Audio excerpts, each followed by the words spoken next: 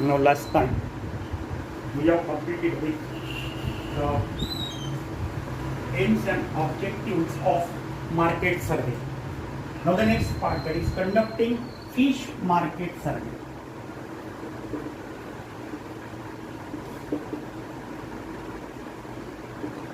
Conducting fish market सर्वे, fish market सर्वे का ये करना.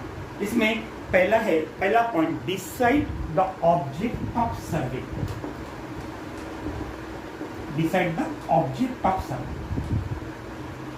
ये पहली स्टेप है.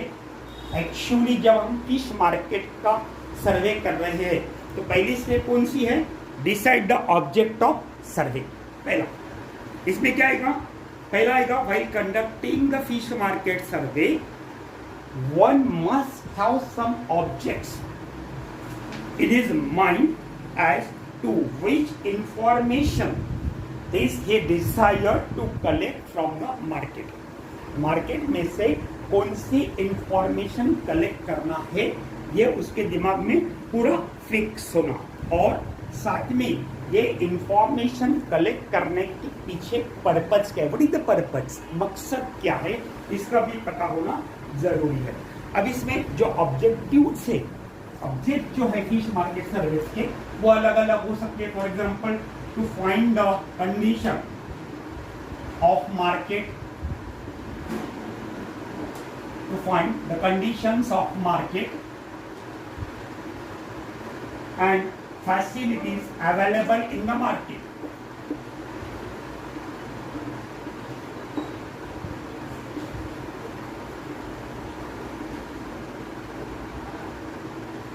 Facilities available in the market. तो पहला ऑब्जेक्ट क्या हो सकता है कि मार्केट की कंडीशन क्या है और मार्केट में अवेलेबिलिटी क्या क्या है, फैसिलिटीज कौन कौन सी है. कंडीशन यानी बायर्स कितने आते हैं, सेलर्स कितने आते हैं, फ्री एटमॉस्फेयर, ओपन कंपटीशन है क्या, कंपटीशन है तो फिर सेलर में है कि बायर में है. उसके बाद में यहाँ पे स्टोरेज फैसिलिटी है क्या, ट्रांसपोर्टेशन फैसिलिटीज है क्या. That is the can be the object of fish survey. Then to know the mode of transaction. Mode of transaction कैसे होता है, नकदी में होता है, उधारी में होता है. उधारी में होता है तो कितना दिन का समय मिलता है उधारी फंडने के लिए, that is mode of transaction. Then price behaviour in market, price behaviour in the market, price कैसे रहती है, फ्लक्चुएशन है क्या, अगर प्राइस में फ्लक्चुएशन है तो कितने फ्लक्चुएशन है, किस हद तक है, दैट इज रिगार्डिंग द. उसके बाद में age and number of intermediary working in the fish market. Fish market में जो मिडल मैन्स है, एजेंसीज है, होलसेलर है, रिटेलर है, एजेंट है, वो कितने हैं.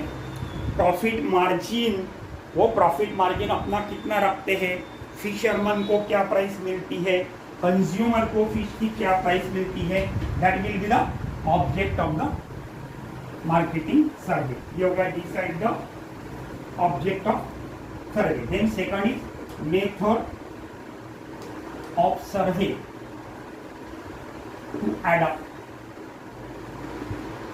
Method of survey to add up, कौन सी मेथड यूज करना है, ये सब ऑब्जेक्ट जो है अपना, उस ऑब्जेक्ट के respect to the object one must have to add up a particular method so that maximum information can be gathered from the market. इसमें दो है, एक है ऑब्जर्वेशनल मेथड और दूसरी है इंटरव्यू मेथड.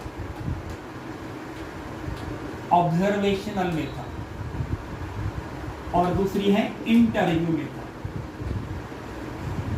अब ऑब्जर्वेशनल मेथड में क्या करना है, आंखें खुली रखना है, मुंह और कान और आंखें खुली रखना है, मुंह बंद रखना है क्या, और सिर्फ ऑब्जर्व करना है कि वहाँ पे मार्केट में सेलिंग कैसा होता है, ऑप्शन कैसा होता है, मार्केट की एक्टिविटी कैसी चलती है, वेट कैसे है, वहाँ पर वेट सही है या वेट गलत है, सिर्फ ऑब्जर्व करना है, बोलना कुछ भी नहीं है. और दूसरा है इंटरव्यू मेथड. इंटरव्यू मेथड में क्या करते हैं कि एक क्वेश्चनियर पेपर किया जाता है, एक क्वेश्चन की लिस्ट तैयार की जाती है, क्वेश्चनियर तैयार किया जाएगा and then the researchers have to decide whether to choose a sample survey for conducting survey और पर्सनल इंटरव्यू। अब अगर मार्केट जो है, मार्केट का अगर वास्तविक ज्यादा होगा तो वो सैंपल सर्वे मेथड चूज करेगा। मार्केट खेड़े का है, रूरल एरिया का है, छोटा सा है, 15-20 सेलर आते हैं, 15-20 बायर आते हैं, तो वहां पे वो पर्सनल इंटरव्यू है, इंडिविजुअल इंटरव्यू लेगा instead of sample.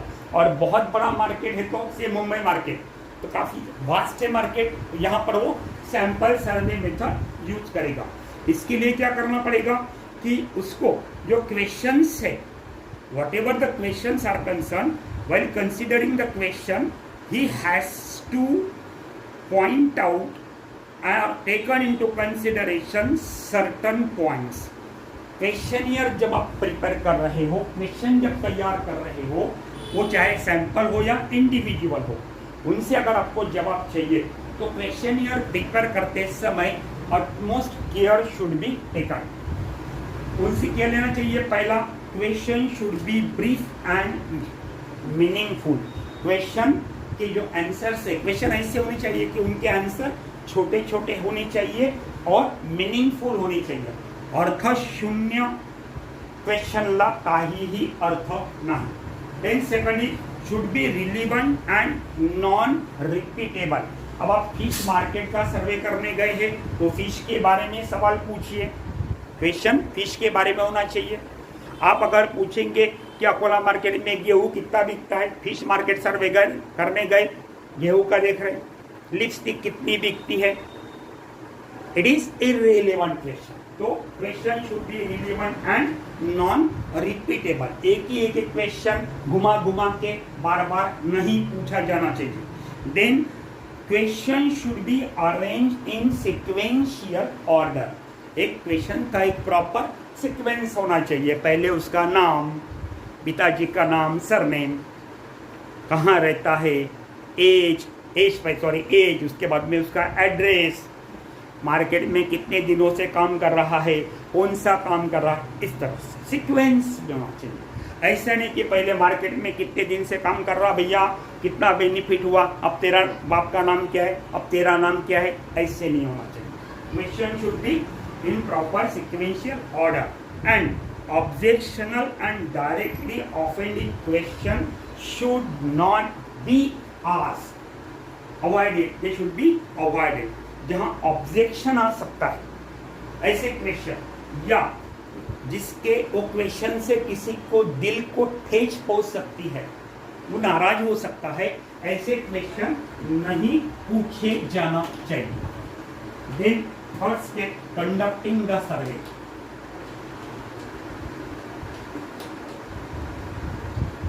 Conducting the survey, तीसरी step, conducting survey. Now actual work of conducting the survey is undertaken. Actual survey का वर्क हाथ में लिया जाएगा कब? After all preliminary arrangements are done. सभी तैयारी हो गई, इंटरव्यू लेने वाला पैनल तैयार हो गया, इंटरव्यू देने वाला पैनल तैयार हो गया, मार्केट एरिया सिलेक्ट हो गई, उसके लिए रिक्वायर्ड पॉइंट्स अवेलेबल हो गए, देन सभी preliminary arrangement is done, then the actual working can be undertaken either by the students or of an institution, या तो स्टूडेंट की तरफ से या किसी ऐसे एक काम करने वाले इंस्टीट्यूट की तरफ से एक्चुअल सर्वे का काम शुरू होना चाहिए। और केयरफुली रहना चाहिए, it should be kept in careful in mind that all the information is properly collected. जितना भी क्वेश्चनियर है, सभी क्वेश्चंस के जवाब सही सही मिले हैं, all the questions are properly answered and the data, the information which is required is completely collected. Then last is conclusion of survey conducted. Conclusion of survey conducted. इसके बाद में क्या होगा, once the data is collected in the form of information, then the investigator has to classify it, tabulate it. Fisherman है तो 18 से 40 उम्र के फिशरमैन कितने हैं, 40 से 45 उम्र के फिशरमैन कितने हैं, टोटल फिशरमैन 1,500 है, ऐसा टोटल फिशरमैन 1,500 ऐसे नहीं लिख जाएगा, एज के हिसाब से उनको ग्रुप में डिवाइड करो, they are tabulated and then interpret. Ultimately ये सब होने के बाद में अल्टीमेटली जो रिसर्चर होगा that has to come to arrive at the finding and see that the object of conducting the survey is fully satisfied, fully fulfilled, completely fulfilled। ये सब होने के बाद में इस तरह से डाटा ये कलेक्ट होना चाहिए और फाइंडिंग इस तरह से मिलना चाहिए कि डाटा कंडक्ट करने का जो मेन ऑब्जेक्ट था वो सफल हुआ। ठीक है, that is regarding conducting fish market survey. The next is cooperative society। ये थोड़ा डिस्क्रिप्टिव पार्ट है। Cooperative society, cooperative society. Now, what do you mean by cooperative society? It is an association. It is an association of persons, usually of limited means,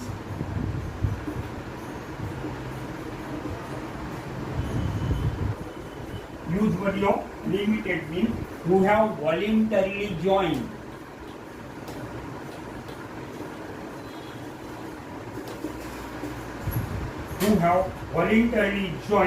to achieve a common aim,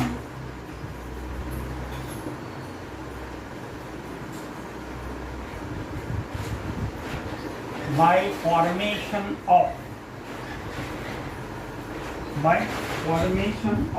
a democratically controlled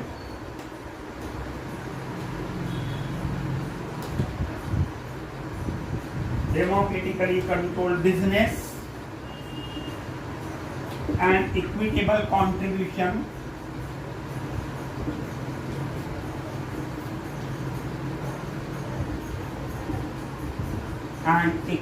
contribution to the capital and accepting a fair share of risk, by accepting a fair share of risk and benefit of the undertaking and benefits of the undertaking, which each of them is unable to satisfy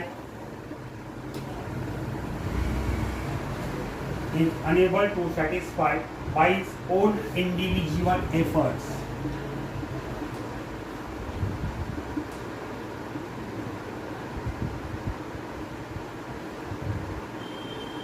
By its own individual efforts. That is the definition of cooperative society. It is an association of person usually of limited means. अब मुझे educational institute खोलना है तो हम 10 लोग जमा हो जाएंगे, हमारा लिमिटेड मीन है कौन सा, एजुकेशनल इंस्टीट्यूट खोलना, एजुकेशनल सोसाइटी फॉर्म करना, that is limited means. who have voluntarily joined to achieve a common aim. Voluntarily joined, स्वेच्छेने आणि कुठलाही पगार कुठलाही मोबदला न घेता common aim to achieve a common aim, म्हणजे शैक्षणिक संस्था तैयार करने के लिए ये होगा कॉमन एम, एजुकेशनल इंस्टीट्यूट तैयार करना कॉमन एम। तो ये कॉमन एम को अचीव करने के लिए सभी वॉलेंटरीली ज्वाइन हुए by formation of democratically controlled business. Democratically control, लोकशाही पद्धतीने प्रत्येकाला बोलण्याचा अधिकार असेल।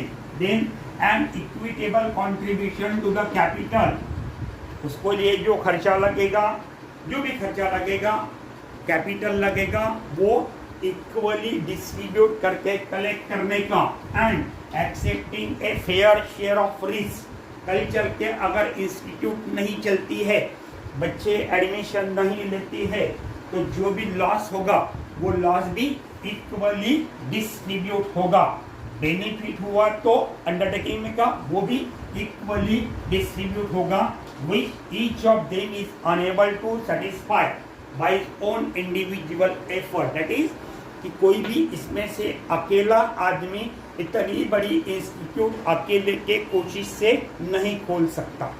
तो it is the cooperative society, it is an association of person usually of limited means who are voluntarily joined to achieve a common aim by formation of democratically controlled business and equitable contribution to the capital and accepting a fair share of risk and benefits of the undertaking which each of them is unable to satisfy by his individual own efforts।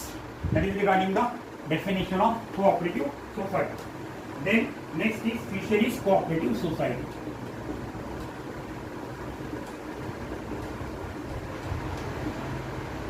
Fisheries cooperative society। Now fisheries cooperative society जो है, these are the organizations of fishermen। Fisheries cooperative society यानी organization of fishermen who come together to achieve the benefit of cooperation। cooperation के benefit मिलने के लिए जो जगह जमा हुए एक जगह आए हैं, right from catching of fishes, right from catching of fishes they are assembling, preservation, transportation and distribution सभी जगह। तो फिशरी कोऑपरेटिव सोसाइटी के जो ऑब्जेक्ट होंगे कौन से होंगे? फिशेस को प्रोक्योर करना, कलेक्ट करना from fish landing centre, then they are assembling, then preservation, then transport and distribution. Now ये जो कोऑपरेटिव सोसाइटीज है, दे टेक डिफरेंट फॉर्म, अलग अलग टाइप की फिशरमैन कोऑपरेटिव सोसाइटीज है, जैसा fisheries credit cooperative society, fish producer cooperative society, fish net making cooperative society, fish marketing cooperative society, fish consumer cooperative society. तो ऐसे अलग अलग टाइप के फिशरमैन कोऑपरेटिव सोसाइटीज इंडिया में काम कर रहे हैं। पहली cooperative society, first cooperative society in India, that was not fishery cooperative society, first cooperative society in India was formed in the year 1904। 1904 में पहली कोऑपरेटिव सोसाइटी फॉर्म हुई और 1960 में Maharashtra cooperative society act that was pass. 1960 में Maharashtra cooperative society act pass हुआ। And according to this act, cooperative society render their services to the members of the society। इस law के हिसाब से जो भी सोसाइटी होगी वो सोसाइटी उसके जो मेंबर्स है सिर्फ मेंबर को ही बेनिफिशियल होगी, बाकी लोगों को नहीं। जो सोसाइटी के मेंबर्स होंगे वो मेंबर के लिए ही वो काम करेंगे, नॉट फॉर ऑल पीपल्स। अब इसमें जो बेसिक प्रिंसिपल थे, basic principles of cooperation,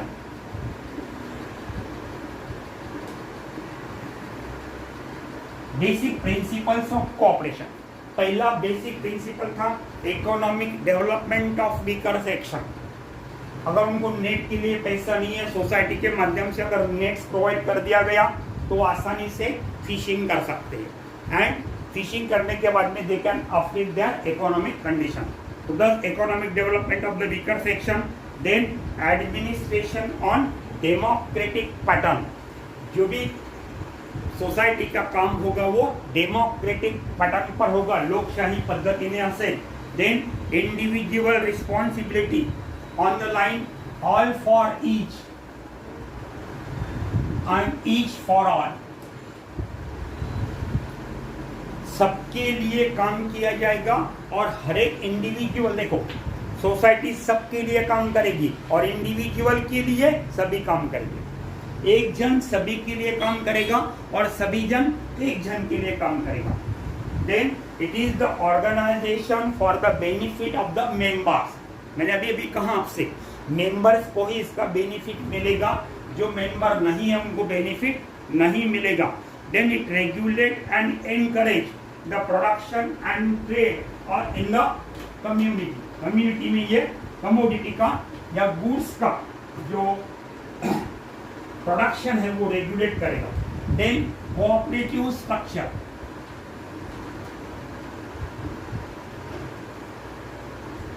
cooperative structure. Now, so far as the cooperative structure is concerned, ये 3 tier system है. There is 3 tier system. Just like जिला परिषद, जिला परिषद के समान यहाँ पर 3 tier system है। और जो फंक्शनिंग सिस्टम्स है वो है प्राइमरी लेवल पर, दूसरी है डिस्ट्रिक्ट लेवल पर, और तीसरी है स्टेट और नेशनल लेवल पर।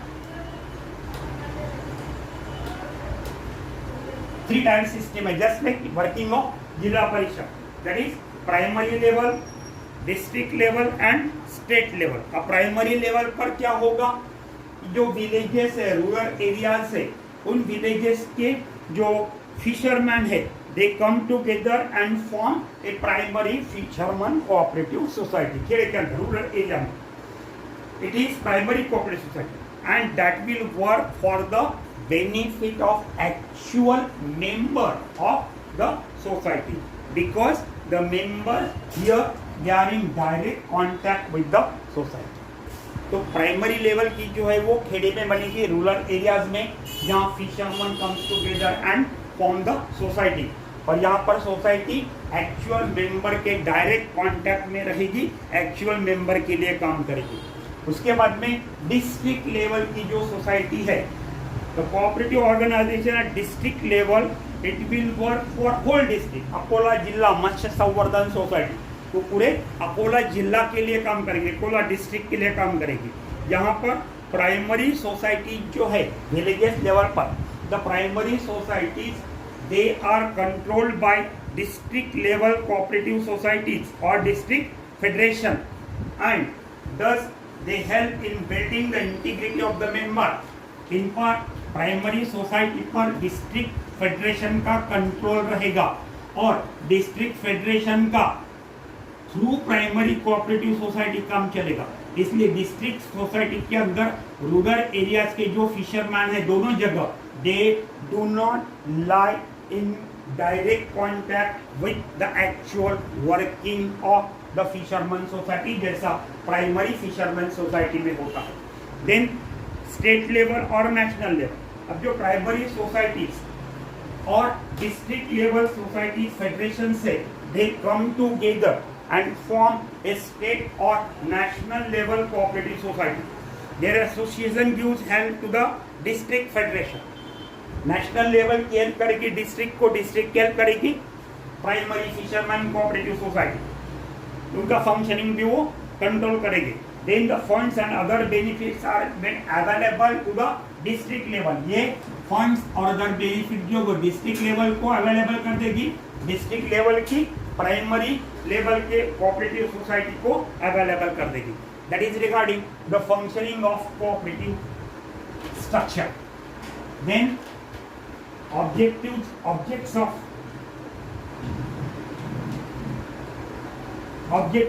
of fisherman cooperative society or for the or formation of cooperative society। इसमें पहला ऑब्जेक्टिव जो है वो ये है कि India is one of the country in south east in Asia which are rich in fisheries resources. South east Asia में India एक ऐसा कंट्री है कि जहाँ पे वाटर सोर्सेस काफ़ी ज़्यादा है, बहुत ज़्यादा है, लेकिन however fishery activity has not been properly organised. Fishery activity यहाँ पर प्रॉपरली ऑर्गेनाइज नहीं होती है। अगर वो होती थी तो फिश प्रोडक्शन काफ़ी ज़्यादा होता था। Whatever the fishes that are harvested today it is not satisfactorily distribute along with the good results जहाँ फिशेज मिलते हैं वो भी सेटिस्फैक्टरीली डिस्ट्रीब्यूट नहीं होते, इसलिए कहीं कहीं फिश एकदम सस्ते हैं, कहीं कहीं एकदम महंगे हैं, कॉस्टली है, ठीक है, बिकॉज ऑफ अनअवेलेबिलिटी ऑफ और because of inability of proper distribution of the fishes to the different markets. Now, organization of cooperative society will bring fishermen and consumer together. ऐसा होता है इसलिए फिशरमैन कोऑपरेटिव सोसाइटी के तरफ से अगर ये इक्वल डिस्ट्रीब्यूशन किया गया तो फिशरमैन और कंज्यूमर दोनों क्लोज कांटेक्ट में रहेंगे और दोनों भी फायदेमंद रहेंगे. Then the condition of the fishermen, they are very poor and illiterate. वो गरीब तो है ही, अशिक्षित अडानी है, and therefore they are helpless. They are helpless. They are illiterate. They are poor and helpless. Their product is perishable, and they do not have enough time to visit different market. अलग अलग market में जाके price fluctuation देखने के लिए उनके पास समय भी नहीं है. दूसरी बात, फिश जो है उनका जो प्रोडक्ट है वो भी हाईली पेरिशेबल है, और उस वजह से क्या होता है कि they need guidance at every stage for their operation. उनको हर स्टेज पर गाइडेंस की जरूरत है, and guidance is possible if they are provided with institutional structure that is in the form of cooperative fisherman cooperative society, and it will be also responsible for their need. ठीक है. Then तीसरा जो है in India, तीसरा objective in India, in greater part of the fishery area the fishery activity is mainly carried out by A small group of fisherman. छोटे छोटे groups में fishing activity की जाती है बाय यूजिंग देयर इक्विपमेंट्स. दूसरी बात, landing places जो है जहाँ फिशेज कलेक्ट किए जाते हैं, तो landing places they are inconvenient and marketing institution they are also inadequate. Fishing centre भी इनएडिक्वेट है, इनकन्वीनियंट है और मार्केटिंग भी इनएडिक्वेट है. In the absence of suitable institutional arrangement, ये प्रॉपर न होने की वजह से जो मिडल मैन है, प्राइवेट मनी लेंडर है, मिडल मैन है, मर्चेंट्स है, they are found to destroy the entire fishery trade.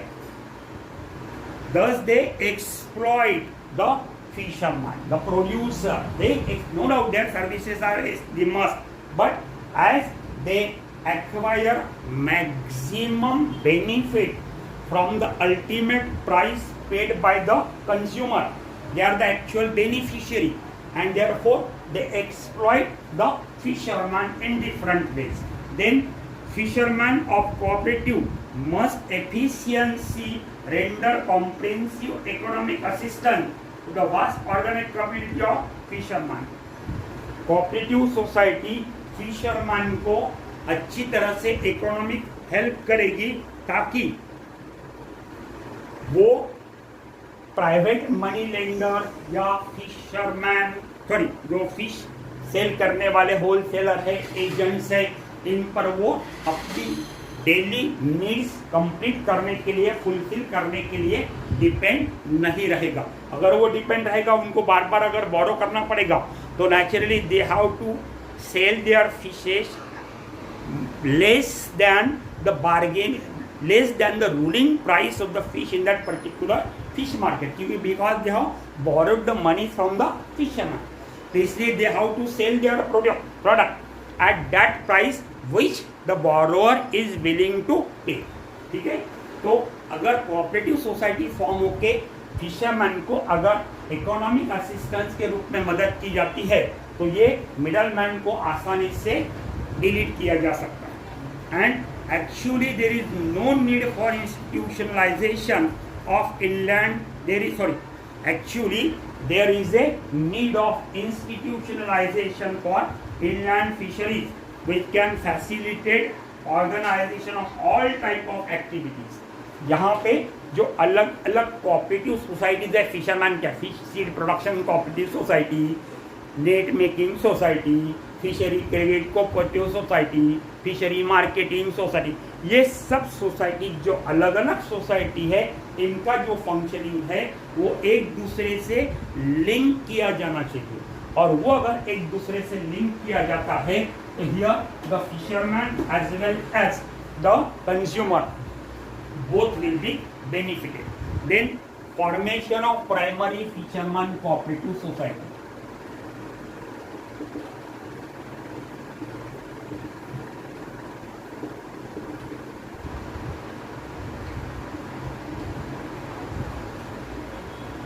Formation of primary fisherman cooperative society. For the formation of primary fisherman cooperative society, at least 10% must come together. 10 member कम से कम जरूरी है. And each of the member, जो 10 member कम से कम आना जरूरी है, और उसमें का हर member he should be adult. He should be adult. कायदेशीर दृष्ट्या सज्ञान असावा. That is about 18 years old. Then he should be able to purchase at least one share for the formation of fisherman cooperative society. वो कम से कम एक share को भी purchase करने के लायक होना चाहिए. उसे कम से कम one share he has to purchase to become the member of the fisherman cooperative society. Then the member should be from fisherman community. Fisherman cooperative society का मेंबर बनने के लिए वो फिशरमैन ही होना जरूरी है. Non fisherman can become the honorary member of society. जो कोई नहीं है, जो फिशरमैन नहीं है, वो ऑनररी मेंबर बनेगा सोसाइटी के.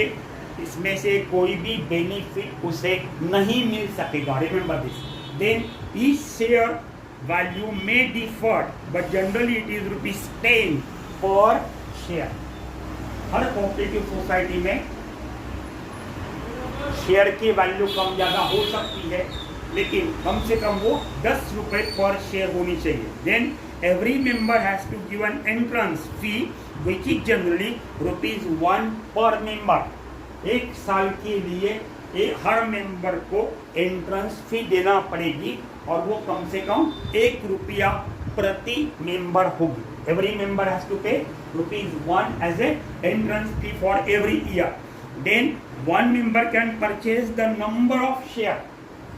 अगर आप परचेस करना चाहते, 10 शेयर परचेस करना चाहते, कोई बात नहीं. You can purchase 10 share, no doubt. But he has a single power of voting in the cooperative society. 10 share लिए, इसका मतलब ये नहीं कि उसको 10 वोट देते आएंगे. वोट उसका एक ही रहेगा, 1 voting power only. Then after collecting the amount, ये जो 10-10 रुपए पर हेड कलेक्ट किए हैं, after collection of the amount from the member and application is submitted to the assistant registrar for cooperative. ठीक है, for opening and account in the cooperative bank. Cooperative bank में account खोलने के लिए assistant registrar को application किया जाएगा. Then cooperative society के अकाउंट खोलने के लिए परमिशन मिलने के बाद कोऑपरेटिव सोसाइटी का कोऑपरेटिव बैंक में अकाउंट खोला जाएगा. And then the share amount is deposited which should be at least ₹150. वो कम से कम कायदे के हिसाब से कम 150 होना बहुत जरूरी है. Then an application is made to the registrar along with the copies of bylaws in 3 copies for registration of the cooperative society. ये पैसे बैंक में जमा करने के बाद में फिर रजिस्ट्रार को बायलॉज के कॉपी के साथ 3 कॉपीज में एक एप्लीकेशन किया जाएगा as per the registration under the cooperative society act. फिर कोऑपरेटिव सोसाइटी रजिस्टर्ड हो जाएगी, और जैसी कोऑपरेटिव सोसाइटी रजिस्टर होगी, the working of the cooperative society start and it is liable to the benefit from the government. वो फिर cooperative society form होने के बाद में वो गवर्नमेंट से बेनिफिट मिलने के योग्य हो जाएगी. ठीक है.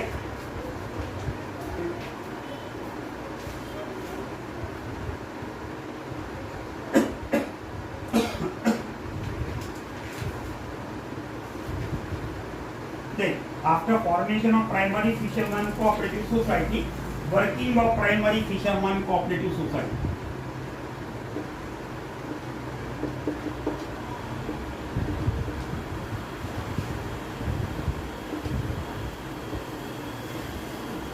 Working of primary fisherman cooperative society. Now, the working of the primary society will start after the formation of a managing committee. Cooperative society का वर्क फॉर्म होने से पहले आपको मैनेजिंग कमेटी फॉर्म करना पड़ेगा, और मैनेजिंग कमेटी जो form होगी वो रजिस्ट्रेशन मिलने के बाद with in 3 months the managing committee should be form. After registration, within 3 months, the managing committee must be formed, or a general meeting of all the members is called upon to elect the members, office bearer and other members of the managing committee। एक आम सभा ली जाएगी registration होने के बाद 3 महीने के अंदर एक आम सभा ली जाएगी, इसके लिए ऑफिस बेरर और मैनेजिंग कमेटी फॉर्म करने के लिए। अब और other members of the managing committee. अब ये मैनेजिंग कमेटी में कौन कौन रहेगा? एक तो रहेगा president, then vice president, then secretary, then treasurer and some other member. And this managing committee it will be responsible for day to day working of the society. Then cooperative movement in India.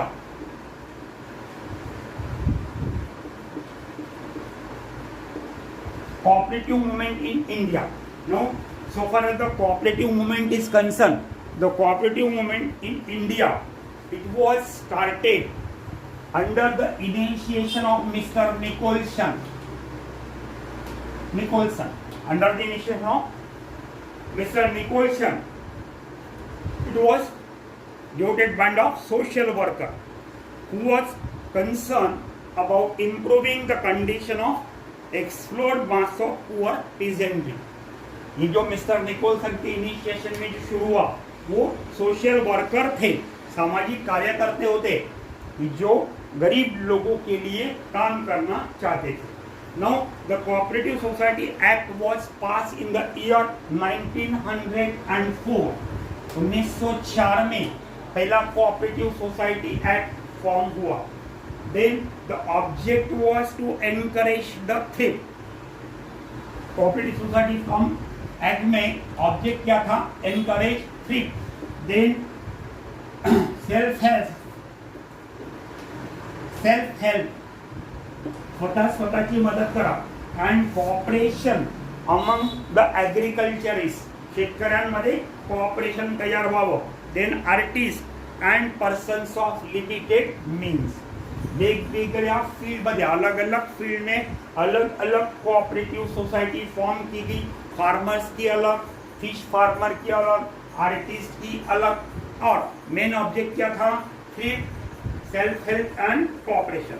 Then the act of 1912, 1912 में 1904 के cooperative society act में amendment की गई, and whatever the defects were present in the law of 1904 that was removed in the year 1912।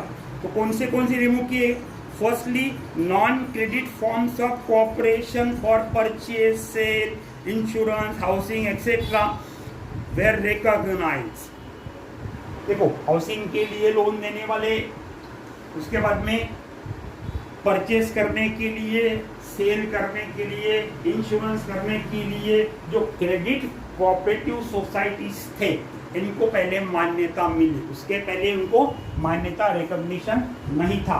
अब ये cooperative society के माध्यम से इन सभी इंक्लूडिंग इंश्योरेंस सब के लिए पैसा, इकोनॉमिक असिस्टेंस मिलने लगा। Then new institution, secondly new institution and organisation for supervision. नए इंस्टीट्यूट बनाए गए, इसलिए ये जो काम करने वाले कोऑपरेटिव सोसाइटीज है अलग अलग, ये कोऑपरेटिव सोसाइटीज को सुपरविजन करने के लिए, उनके काम को कंट्रोल करने के लिए, उनके साल भर के हिसाब को ऑडिट करने के लिए, and supply of copy capital, और उनको कैपिटल अमाउंट सप्लाई करने के लिए। तीसरा the distinction between limited and unlimited liability was introduced. Limited liability and unlimited liabilities. अगर कुछ उस कोऑपरेटिव सोसाइटी में हेरफेर होता है तो उसके लिए जब जिम्मेदार कौन रहेगा, किस हद तक जिम्मेदार रहेगा, ये सब उसमें इंक्लूड किया गया. And distinction between urban and rural was removed. 1904 के कोऑपरेटिव सोसाइटी एक्ट में रूरल सोसाइटीज अलग, अर्बन सोसाइटीज अलग ऐसा था. 1912 के कायदे में, रूल में रूरल और अर्बन ये वर्ड हमेशा के लिए समाप्त कर दिए गए.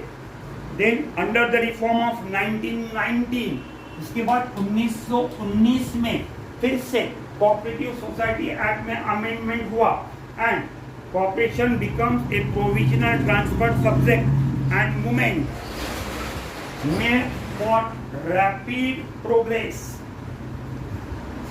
But soon it was found that great economic depression of 1929 to 35 having its serious setback.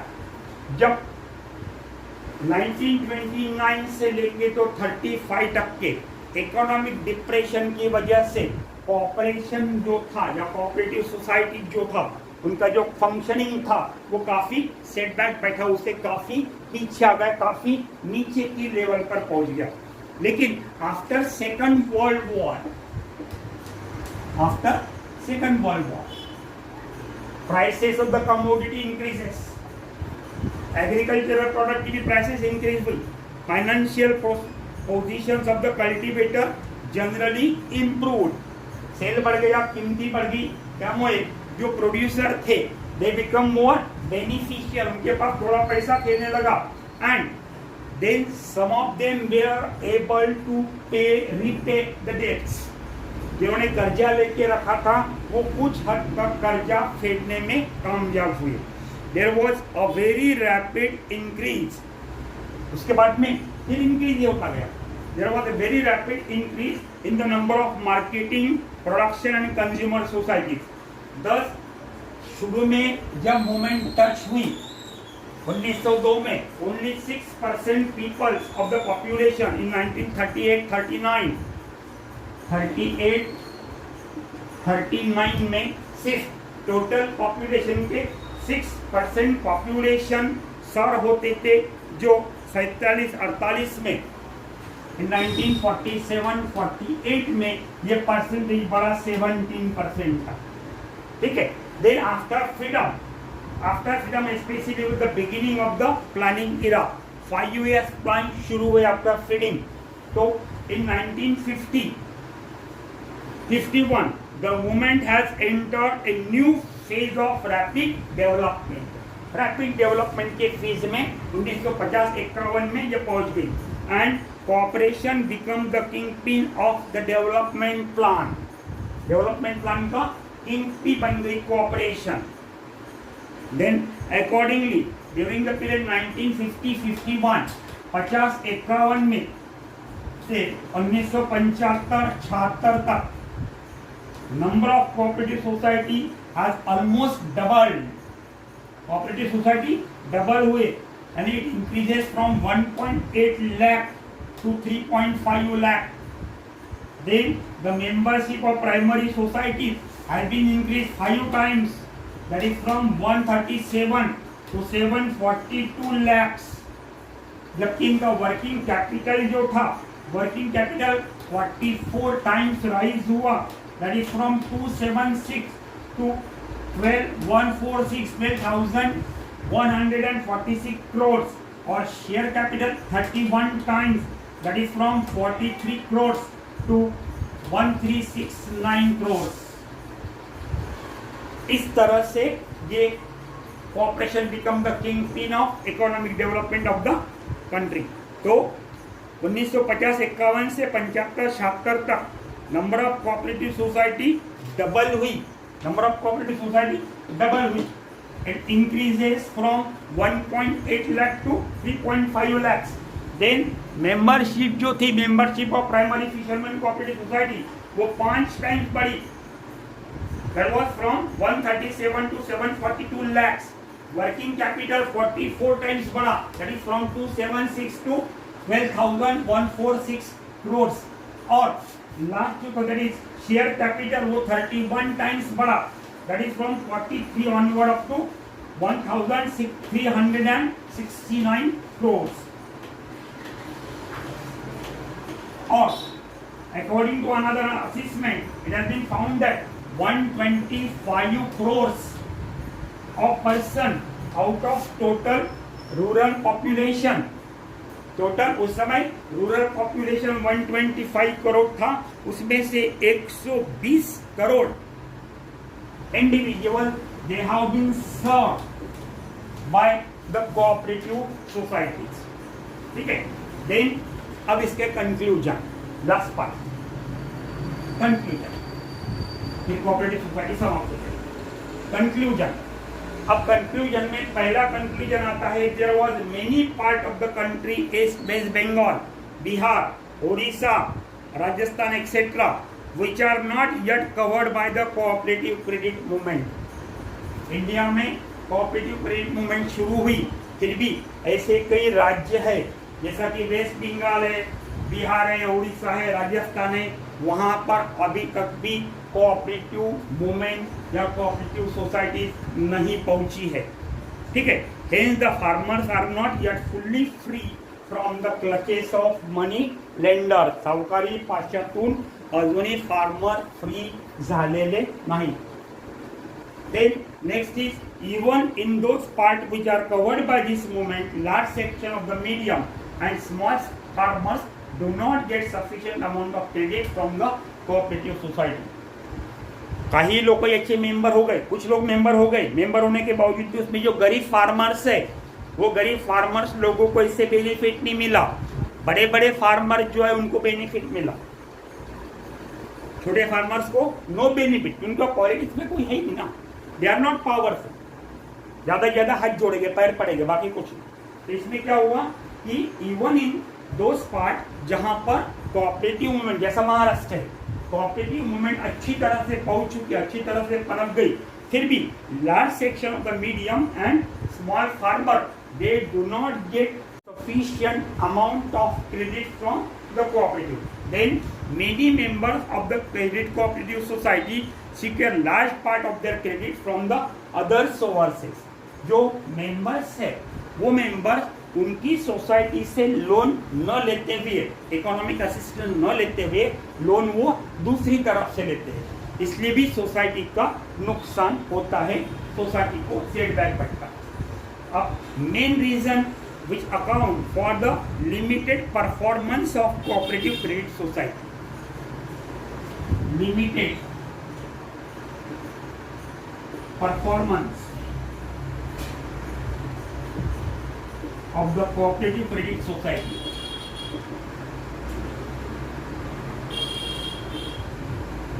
What are the causes of limited account for the limited performance of the cooperative credit society? They include, there are many small size society, छोटी छोटी society बहुत सारी, इसलिए उनको benefit नहीं मिल सकता। दूसरा, many of the member of the cooperative credit society do not possess adequate education।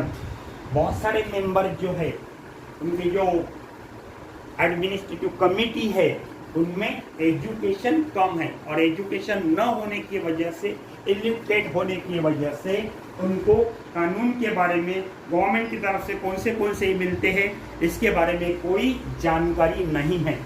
अगर वो एजुकेटेड होते थे या उनको ट्रेनिंग दी जाती है तो उनको ये सब पता चलेगा, which can uplift the functioning of fisherman cooperative society. Then many of these who run the society do not possess adequate training। जो लोग सोसाइटी चला रहे हैं उनको भी एडिक्वेट ट्रेनिंग नहीं है, इसलिए उनको ये सोसाइटी चलाने में काफ़ी दिक्कतों का सामना करना पड़ता।